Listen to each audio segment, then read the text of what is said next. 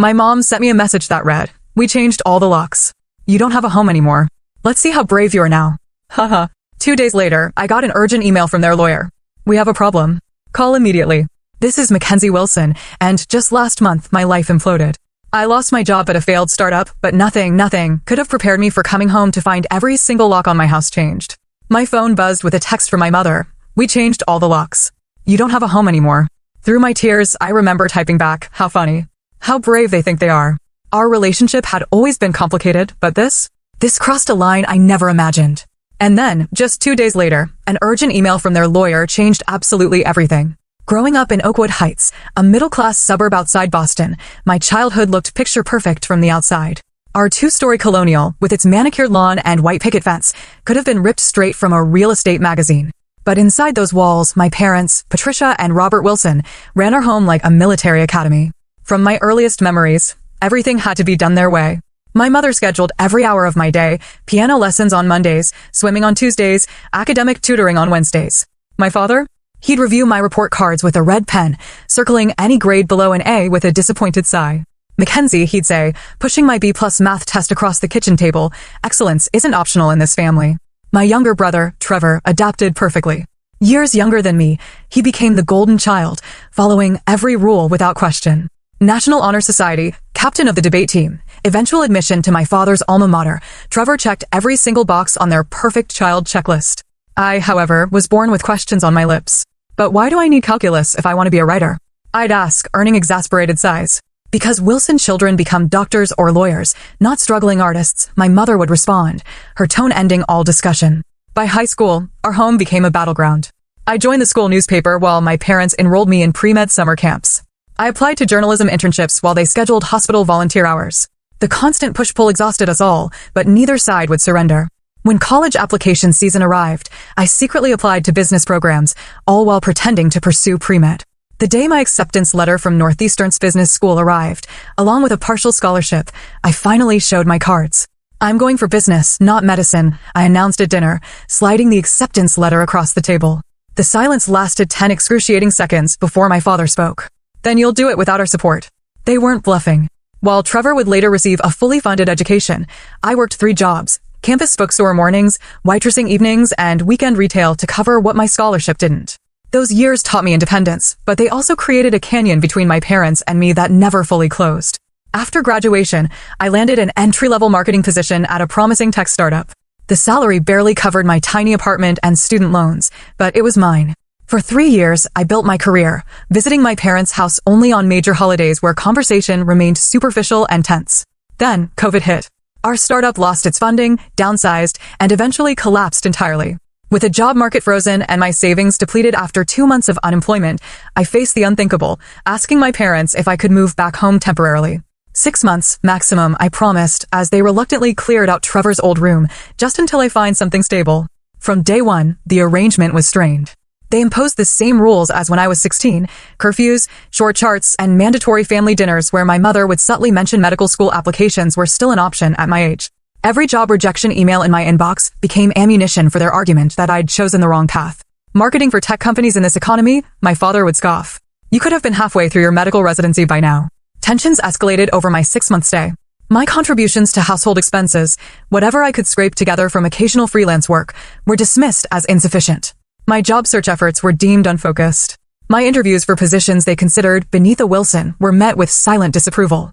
The final straw came after I lost a promising job opportunity at a digital marketing agency. After 5 interviews, I'd been the second choice. Devastating news I received via email while sitting at the kitchen table. "Maybe this is a sign," my mother said, watching me fight back tears. "Your grandmother would be so disappointed to see you struggling like this." That comment ignited something in me. My grandmother, my mother's mother, had been my greatest supporter before her death 3 years ago. She'd secretly slipped me checks during college and always told me to follow my passions. "Don't you dare tell me what Grandma would think." I snapped. She was the only one who ever supported me unconditionally. What followed was the worst argument we'd ever had.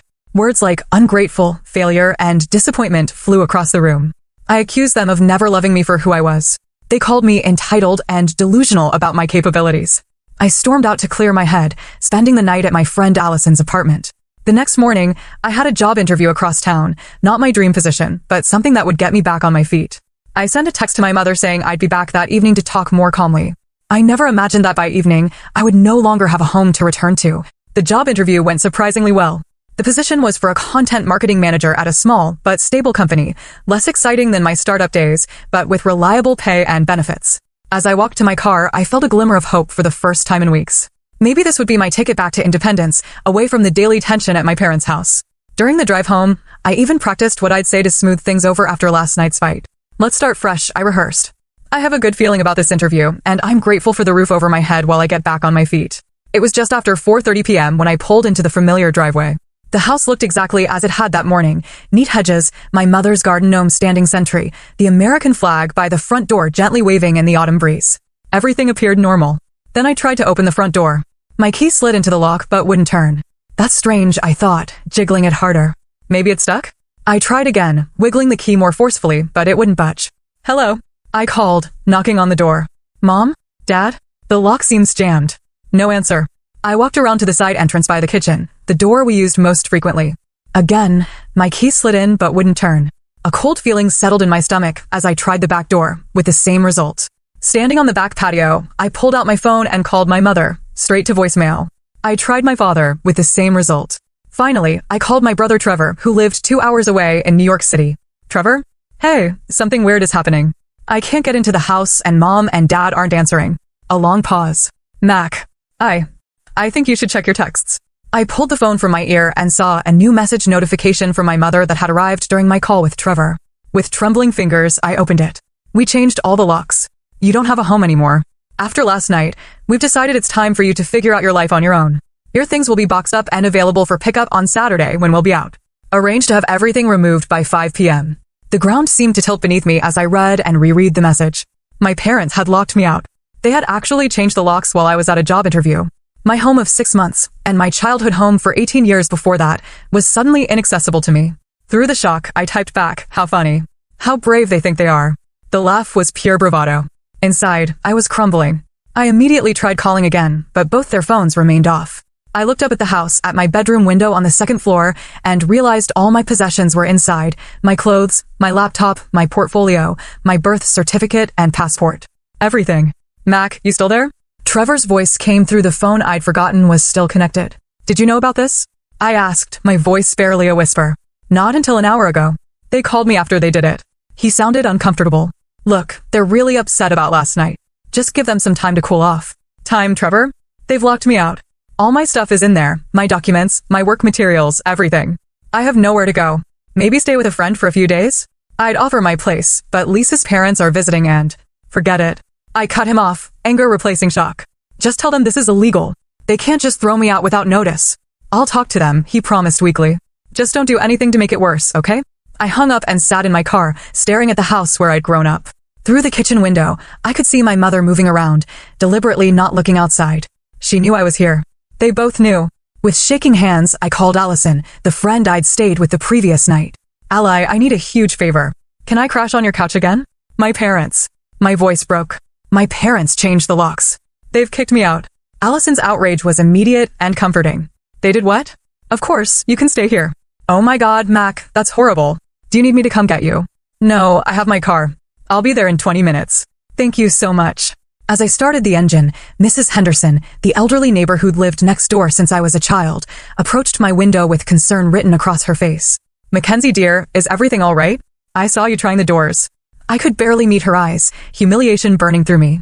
My parents changed the locks, Mrs. Henderson. They've decided I'm not welcome anymore. Her face fell. Oh, sweetheart, that's not right. Do you have somewhere to go? Yes, a friend's place, but all my things are still inside. She patted my hand through the window. I'll keep an eye out. If I see them leaving, I'll let you know. Maybe you can get your essentials then. I thanked her and drove away, watching my childhood home recede in the rearview mirror, feeling like I was 16 again, powerless, misunderstood, and completely alone. That night on Allison's couch was the lowest point of my adult life. After she went to bed, I finally allowed myself to break down completely. The betrayal cut deeper than I could have imagined. These were my parents, the people who were supposed to love me unconditionally. Instead, they'd literally locked me out of their lives because I didn't fit their predetermined mold. I scrolled through old family photos on my phone until 3 a.m., wondering where it all went so wrong and how I would rebuild my life from scratch with most of my possessions held hostage. Little did I know that in just 2 days, an unexpected email would turn the entire situation upside down. Waking up on Allison's couch the next morning, it took a few disorienting seconds to remember why I wasn't in my own bed. Then reality crashed down. I was effectively homeless. The validation of having a permanent address, a key that opened a door to my own space, had been stripped away overnight. I made coffee, Allison said, padding into the living room in fuzzy slippers. Her one-bedroom apartment was tiny but cozy, filled with plants and colorful throw pillows. And I called in sick to work. Figured you could use the company. You didn't have to do that, I said, fighting back a fresh wave of tears at her kindness. Well, someone should be on your side. She handed me a steaming mug. So, what's the plan? Plan. Right. I needed a plan. First, I tried calling my parents again. Both numbers went straight to voicemail. I left messages that started calm and became increasingly desperate. Mom, Dad, please call me back. We need to talk about this. This is illegal. You know you can't just throw someone out without notice. Please, at least let me get my important documents and work computer. No responses.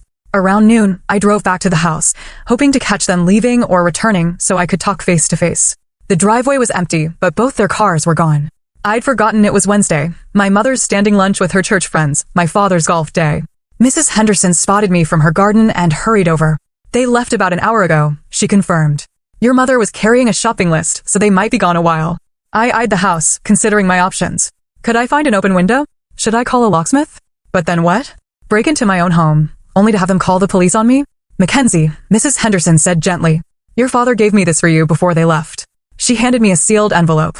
Inside was a typed letter, cold and formal. Any attempt to enter the premises without our permission will be considered trespassing. Your belongings will be available for collection on Saturday between 2 to 5 p.m. as previously arranged. We expect all items to be removed at that time. The letter wasn't even signed, just printed like a notice to a tenant. I don't understand how they can do this, I said, voice breaking. That's my home too. Mrs. Henderson shook her head sadly. I've known your parents for 25 years, and I've never approved of how they treated you. Your grandmother, Eleanor, would be heartbroken to see this. The mention of my grandmother sent a fresh pang through my chest. She'd been my safe harbor during the worst storms with my parents. After she passed 3 years ago, I'd lost my greatest ally. Thank you for being kind, I told Mrs. Henderson. At least I know someone's watching the house. I'm worried about my things. I'll keep an eye out, she promised. And Mackenzie, this isn't your fault. Remember that. The rest of the day became a blur of logistics, the unglamorous reality of sudden displacement. I visited a nearby coffee shop with free Wi-Fi to job hunt, made an appointment at the DMV to replace my driver's license. The original was inside the house, and called my bank. The bank delivered another shock. My parents had removed me from the joint account we'd established when I was in college, the account where my freelance checks were deposited, the account that contained my last $847.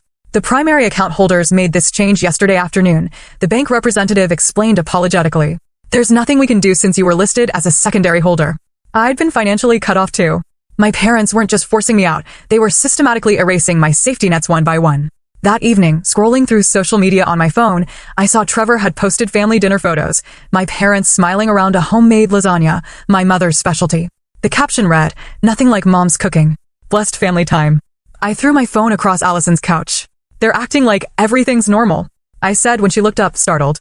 Like they didn't just throw their daughter onto the street. And Trevor's playing along. Allison retrieved my phone. Your brother's always been their puppet, you know that. He could at least acknowledge what they did was wrong. She paused. Family loyalty is complicated. Speaking of which, you can stay here through the weekend, but Ethan's moving in Monday, remember? Ethan was Allison's boyfriend. They'd been planning to move in together for months. Of course, I'll figure something out by then. But the walls were closing in. I'd been job hunting for months with no success. My savings were gone. My possessions were being held hostage, and now I had 3 days to find new accommodations with no income. That night, sleeping fitfully on Allison's couch, I was plagued by stress dreams, showing up to job interviews naked, running through endless hallways of locked doors, my parents laughing as I frantically tried key after key. I woke up exhausted, with a tension headache pressing behind my eyes. You look terrible, Allison said, not unkindly. Maybe you should talk to someone. Like a therapist. With what money? No, like a lawyer. What your parents did has to be illegal. The thought had crossed my mind, but attorneys cost money I didn't have. Besides, suing my own parents felt like crossing a line, even after everything they'd done. Let me see what happens Saturday when I get my things, I said. Maybe they'll have cooled off by then. But deep down, I knew better. This wasn't a spontaneous action. It was the culmination of years of conditional love. My parents had finally found the ultimate way to control me by removing my security completely. That afternoon, I used the last of my cash to buy a prepaid phone card, worried my phone bill wouldn't process with my account frozen. I was applying for a barista position, Any job would do at this point when my email notification chimed. Sender, Sanders and Wilson Law Firm. Subject, urgent, regarding Wilson family property and assets. My heart plummeted. Were my parents actually suing me now? For what? Being a disappointment? With trembling fingers, I opened the email that would completely transform my understanding of the past 28 years. The email began formally. Dear Miss Wilson, I am contacting you regarding urgent matters pertaining to the Eleanor Wilson Trust, for which our firm serves as legal executive. Recent events have necessitated our immediate intervention. Eleanor Wilson? My grandmother? I read on, my heart racing. It has come to our attention that your current residential status has been compromised, which constitutes a direct violation of the terms established in your grandmother's trust. We request an immediate consultation to discuss your legal options. The message included contact information for Jonathan Peters, senior partner, and requested I call at my earliest convenience. A confidentiality notice at the bottom warned against unauthorized disclosure of the email's contents. I read it 3 times, trying to make sense of it. My grandmother had a trust? One that somehow involved my residential status? And what did they mean by legal options? With shaking hands, I dialed the number. Sanders and Wilson, how may I direct your call? Came a professional female voice. This is Mackenzie Wilson. I received an email from Jonathan Peters about my grandmother's trust. One moment, please, Miss Wilson. After a brief hold with generic classical music, a deep male voice came on the line. Miss Wilson, thank you for your prompt response. I'm Jonathan Peters. What's this about my grandmother's trust? I wasn't aware she had one. That's precisely why we need to meet. There are confidentiality concerns I can't address over the phone. Could you come to our office tomorrow morning at 10 a.m.? Yes, I can do that. I wrote down the address he provided. Excellent. And Miss Wilson, please bring any documentation of your recent living situation and the circumstances of your departure from the family residence. After hanging up, I sat frozen, mind racing. My grandmother had always been the family maverick, a successful business owner who married late, traveled extensively, and frequently butted heads with my mother over parenting philosophies. While my parents pushed me toward prestigious, practical careers, Grandma Eleanor encouraged my creativity and independence. Some people need to control others to feel secure, she once told me during a particularly difficult period with my parents. True strength is letting people find their own path while standing ready to catch them if they fall. She'd passed away 3 years ago from a sudden heart attack. The funeral was brief and formal, just as my mother preferred. I remembered being surprised that Grandma's substantial estate seemed to transfer to my parents without much legal process, but I'd been too grief-stricken to question it. Now memories flooded back, little comments my grandmother had made, meaningful glances when my parents discussed her assets, her insistence on speaking with me alone during her final years. One day, Mackenzie, she'd said during our last visit, you'll understand just how much I believe in you. Promise me you'll never let them crush your spirit. I'd attributed it to the usual grandmother encouragement. What if it had been something more? That night, I barely slept, my mind constructing countless scenarios. By morning, I'd cycled through everything from inheriting a small savings bond to discovering my grandmother had been a secret millionaire. I arrived at Sanders and Wilson 15 minutes early, acutely aware of my wrinkled clothes and the dark circles under my eyes. The building was an imposing downtown high-rise, its lobby all marble and glass. I felt desperately out of place. At the reception desk, I gave my name with as much confidence as I could muster. Miss Wilson? Welcome, said the receptionist, a polished woman in her 50s. Mr. Peters is expecting you. 15th floor, suite. 1520. The elevator ride gave me time to compose myself. Whatever this meeting revealed, I needed to appear capable and collected. Suite 1520 opened into a tasteful reception area with leather seating and discreet lighting. Before I could approach the desk, a tall man with silver hair and a tailored suit emerged from an interior office. Miss Wilson, Jonathan Peters. Please come in. His office was spacious, but not ostentatious, with views of the city's skyline and walls lined with law books. He gestured to a comfortable chair across from his desk. Thank you for coming on such short notice.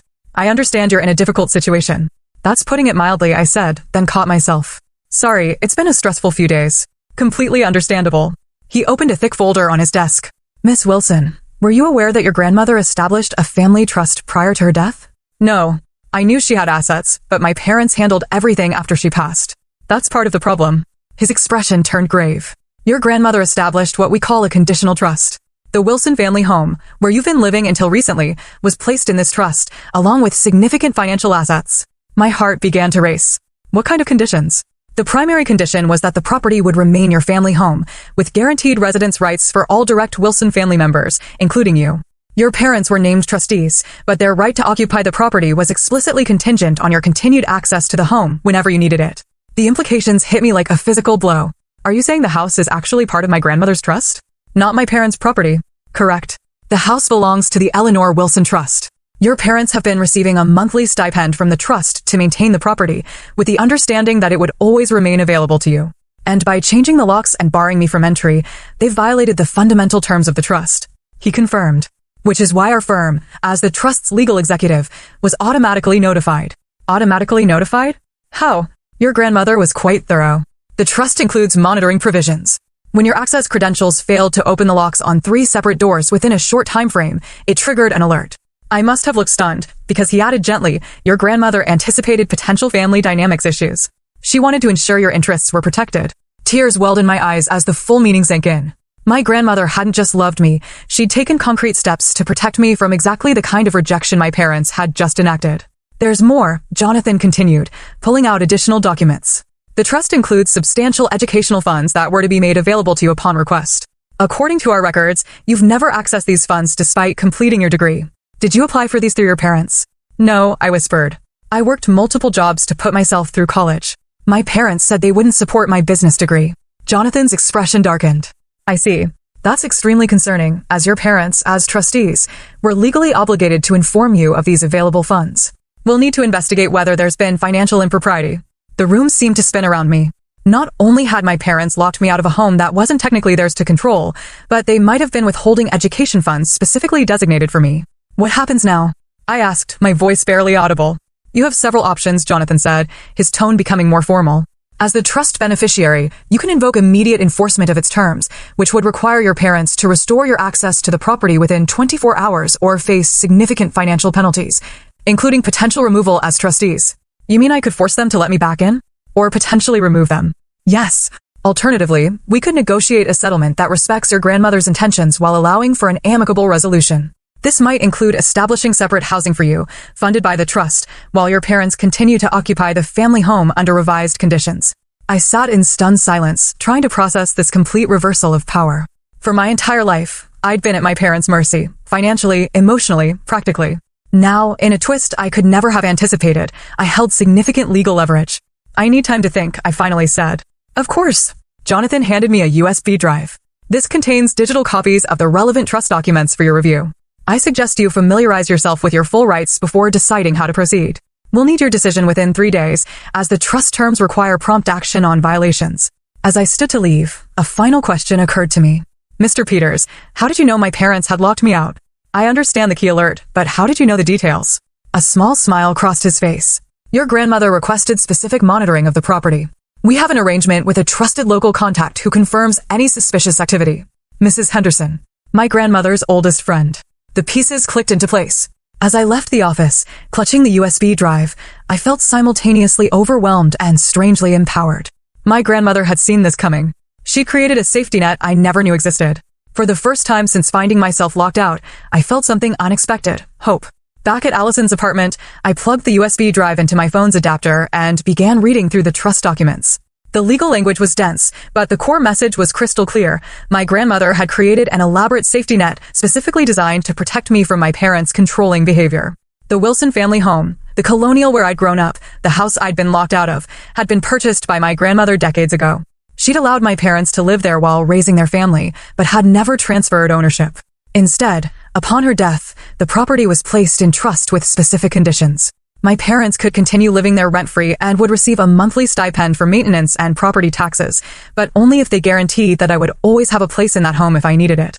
The moment they violated that condition by changing locks or otherwise preventing my access, they would trigger a series of escalating consequences. First came a formal warning. If access wasn't restored within 7 days, the monthly stipend would be suspended.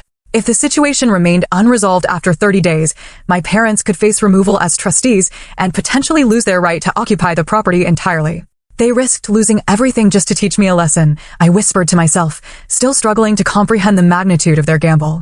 But the property revelation was just the beginning. As I continued reading, I discovered that my grandmother had established a substantial education fund that should have been available to me throughout college and remained accessible for further education or professional development. According to the documentation, my parents, as trustees, had received quarterly reminders of these funds. Yet, they'd watched me work 3 jobs, take out loans, and struggle financially through college without ever mentioning this available support. Most shocking of all was the personal letter from my grandmother included in the digital files, dated just 2 months before her death. It spoke directly to me. My dearest Mackenzie, if you're reading this, then something has gone wrong. I've tried throughout your life to buffer the controlling tendencies I've observed in your parents, my own daughter included. But I've always feared that without my presence, their behavior might escalate. This trust is my way of protecting you even after I'm gone. You have always been brave enough to forge your own path, even when it was difficult. That independent spirit is your greatest strength, though your parents may see it as defiance. The funds and provisions included here are not about money, but about freedom, the freedom to make your own choices without economic coercion. Use these resources wisely, but never feel guilty for claiming what is rightfully yours. Know that I am prouder of you than words can express. All my love, Grandma Eleanor. I read the letter 3 times, tears streaming down my face. Even from beyond the grave, my grandmother had found a way to support me, to validate my choices, and to provide the unconditional love my parents had always withheld. The next morning, I returned to Jonathan Peters' office with a clearer understanding and many questions. I've reviewed the documents, I told him after we'd settled in his office. I'm still processing everything, but I have concerns about the education fund if my parents have been misusing it. Jonathan nodded gravely. We've begun a preliminary audit. The initial findings are troubling. It appears that regular withdrawals have been made from the education fund over the past 3 years, despite you not being enrolled in any educational programs during that period. They've been taking money that was meant for me? Is that legal? As trustees, they had technical access, but the terms clearly state the funds were exclusively for your educational benefit. If they've been using these funds for other purposes, it constitutes a serious breach of fiduciary duty. The betrayal cut deep.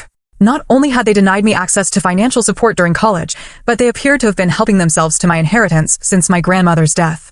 We've also confirmed through property records that significant renovations were made to the family home last year, Jonathan continued. A new kitchen, master bathroom upgrades, and a backyard landscaping project totaling approximately $87,000.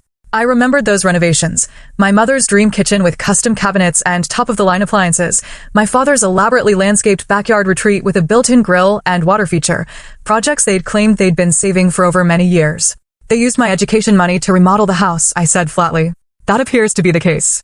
We'll need to conduct a full forensic accounting to determine the exact amounts and timing. I sat back, overwhelmed by the scale of deception. What are my options? Jonathan outlined 3 potential paths forward. First, I could pursue immediate and full enforcement of the trust terms, which would likely result in my parents being removed as trustees, potential legal action to recover misappropriated funds, and a forced restoration of my residence rights. Second, I could seek a negotiated settlement that would acknowledge the violations, but allow for a more measured resolution. Perhaps establishing separate housing for me funded by the trust while imposing stricter oversight of my parents' trustee activities. Third, I could attempt family mediation with legal representation present, trying to resolve the situation while preserving some family relationship. Given what I've learned, why would I choose anything but the first option? I asked. Jonathan leaned forward, his expression serious. Miss Wilson, in my 30 years of practice, I've seen how family legal battles can unfold. Even when someone has been deeply wronged, as you have been, the emotional cost of a protracted legal fight against one's own parents can be devastating. I would be remiss not to present all options. I appreciated his candor. What would you recommend? I suggest we begin with a formal legal notice outlining the trust violations and your rights as beneficiary. This gives your parents an opportunity to respond before we take more aggressive action. Sometimes, simply demonstrating that the power dynamic has shifted is enough to bring the other party to the table.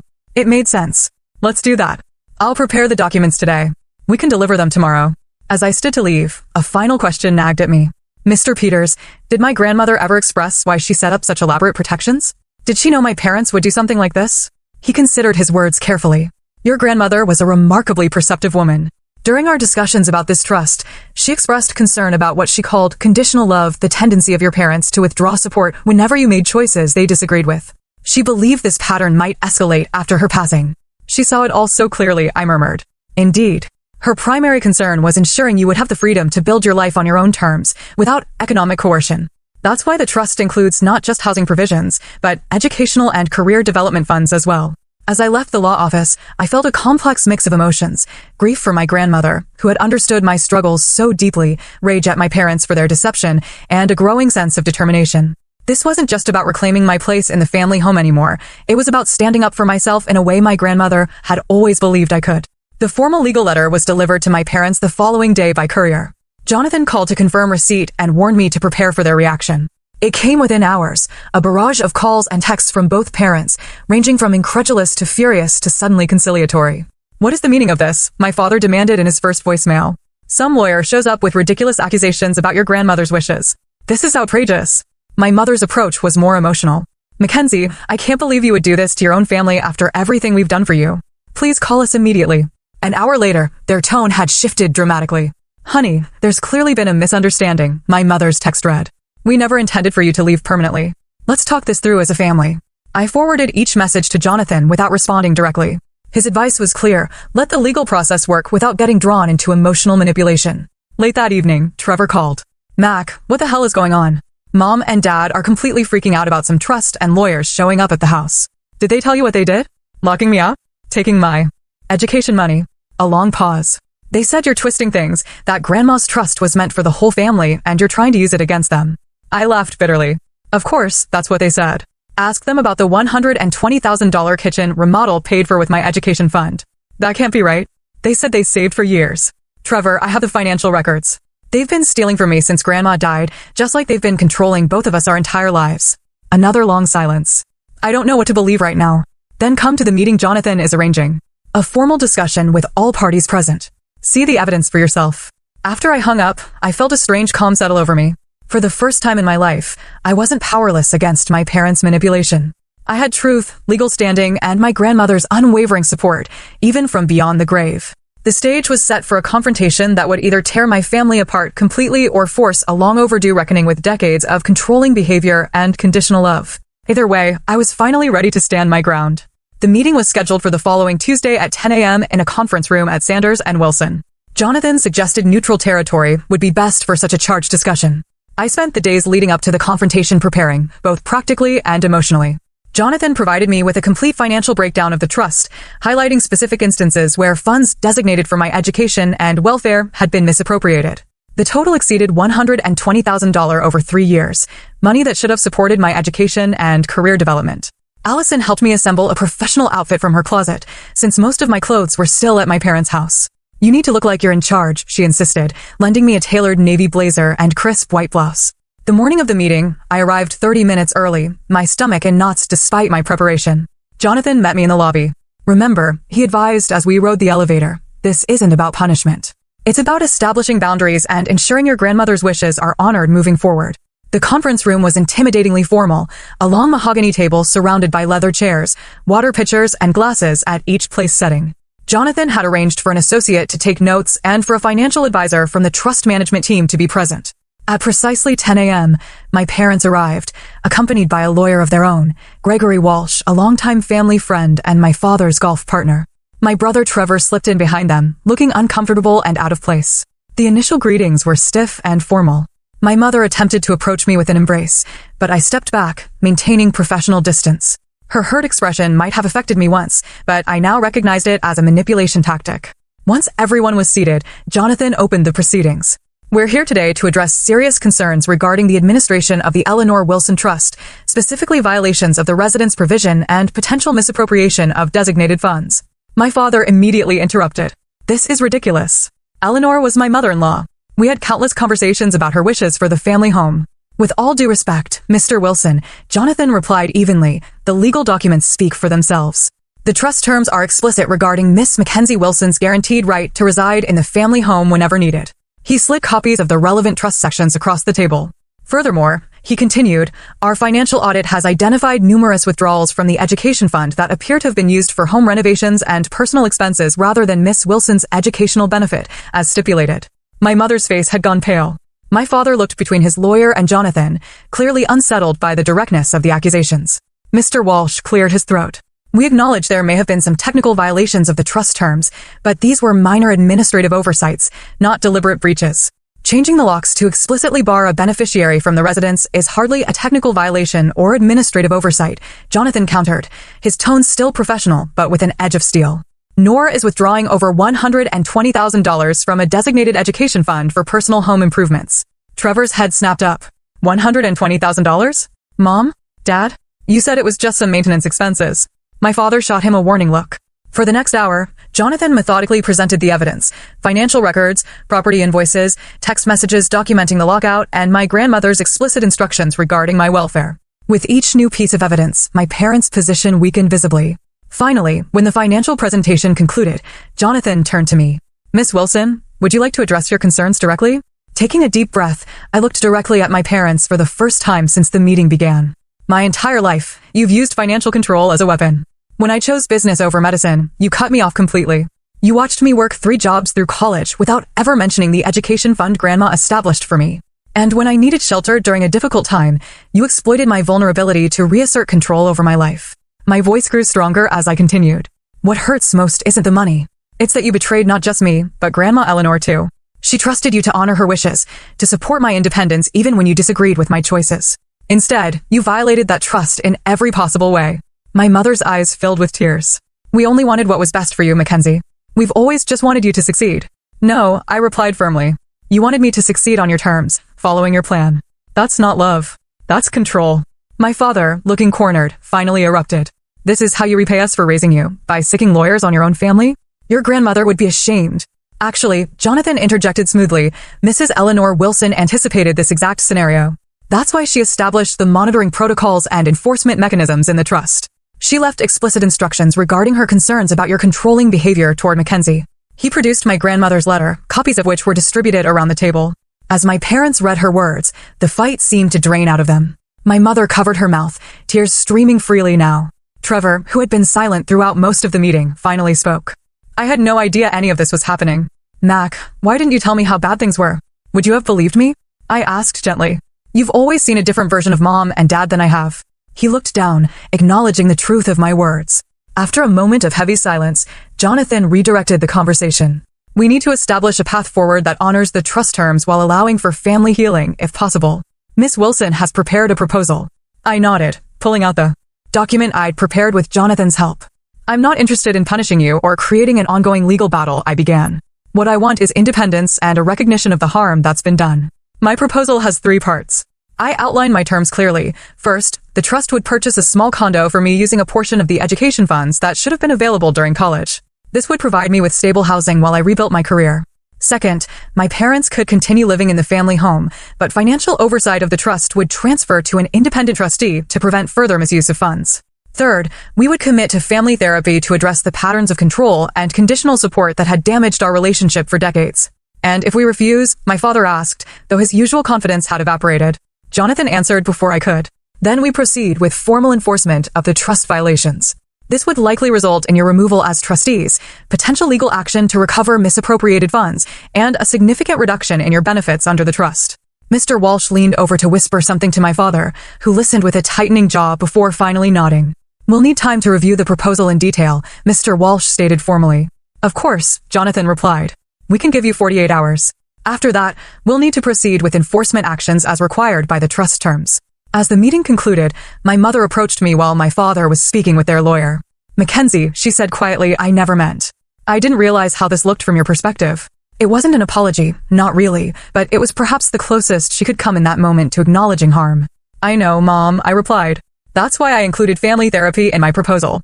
We need to learn how to communicate without control or manipulation. She nodded, a complex mix of emotions crossing her face. As everyone filed out of the conference room, Trevor hung back to walk with me. I should have paid more attention, he said.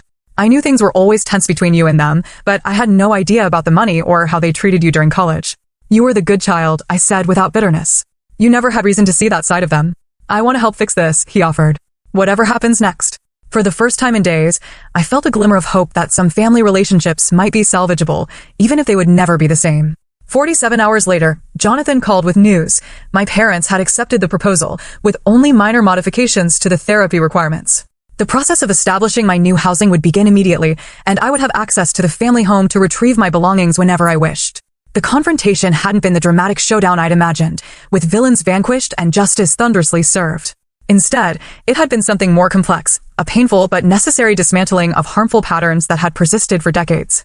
As I hung up the phone, I realized my grandmother had given me not just financial security, but something far more valuable, the opportunity to break this cycle of conditional love and control that had defined my family for generations.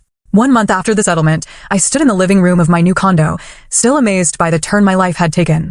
The space was modest, but entirely mine, a 1-bedroom unit in a pleasant neighborhood, purchased with funds from my grandmother's trust. Natural light streamed through large windows, illuminating walls I could paint any color I wanted, shelves I could fill with books my parents would never approve of, and a life I could shape according to my own values. The settlement had proceeded smoothly. Once my parents accepted the inevitable, the trust purchased the condo and established a monthly stipend to help me rebuild while I searched for permanent employment. My parents retained the family home, but with an independent trustee overseeing all financial decisions related to the trust, a humbling arrangement for my father, especially. Most of my possessions had been retrieved from my parents' house during a tense but civil Saturday afternoon. Trevor had helped, acting as a buffer when my father made passive-aggressive comments about ungrateful children, and my mother vacillated between tearful appeals and cold silence.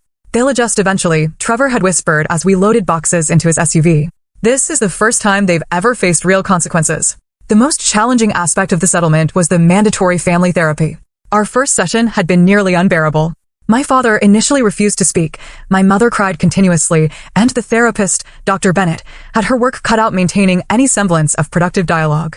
Family patterns don't develop overnight, and they won't be resolved quickly either, she warned us at the end of that first difficult hour. This process requires commitment from everyone. To my surprise, my parents had continued attending. My father's participation remained minimal, but each session brought tiny moments of clarity. During our third meeting, my mother had acknowledged for the first time that her parenting had been shaped by her own mother's controlling behavior, the very pattern my grandmother Eleanor had tried to break. "Mom could be so critical," she admitted quietly. "Nothing I did was ever good enough. I promised myself I'd make sure my children succeeded where I had failed. I thought I was being a good mother by pushing you." It wasn't an apology, but it was the beginning of understanding.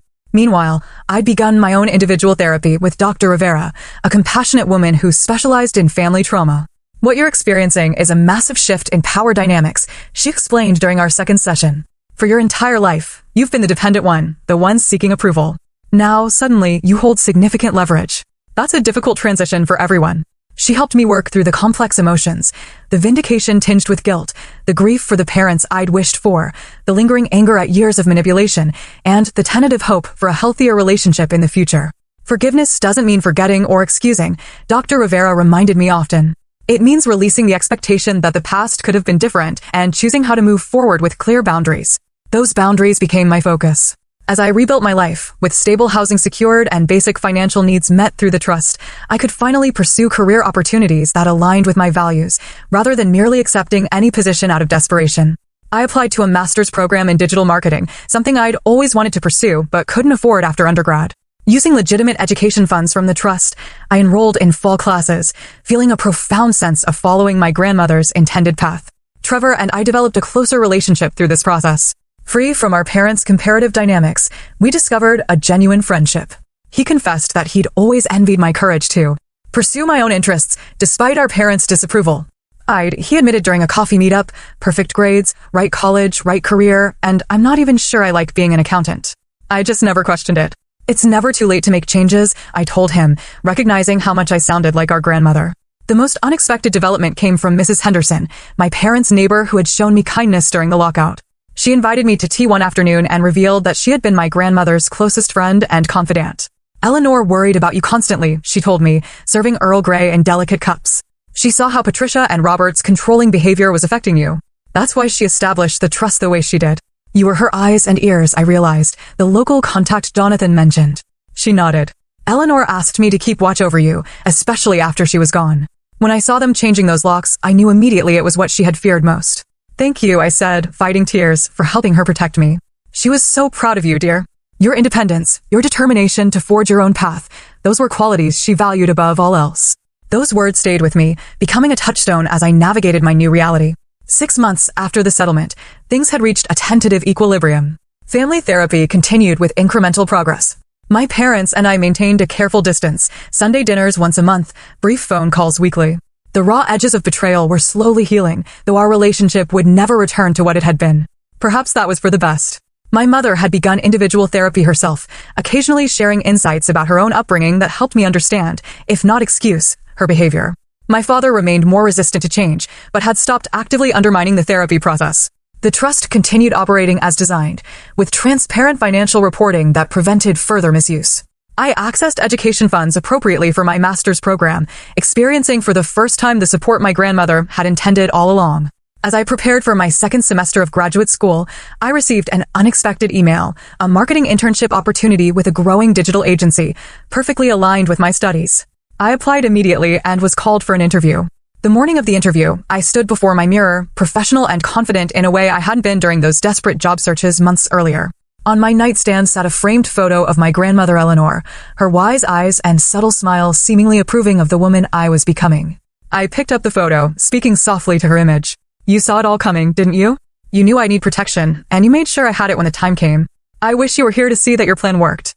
In that quiet moment, I realized the profound gift my grandmother had given me, not just financial security, but the chance to break generational patterns of control and conditional love. She had created the safety net that allowed me to stand firm in my own truth and build a life based on authenticity rather than others' expectations. As I headed out the door to my interview, I felt her presence with me, along with a deep sense of gratitude for her foresight and unconditional love. The journey hadn't been easy, and there was still healing ahead, but I was finally walking a path of my own choosing, exactly as my grandmother had intended. Have you ever had to stand up to family pressure or expectations to follow your own path? I'd love to hear your stories in the comments below. And if this story resonated with you, please like and subscribe to follow more of my journey. Sometimes, the family we choose and the boundaries we set are the most important steps toward finding our true selves. Thank you for watching, and remember that you deserve support that doesn't come with strings attached.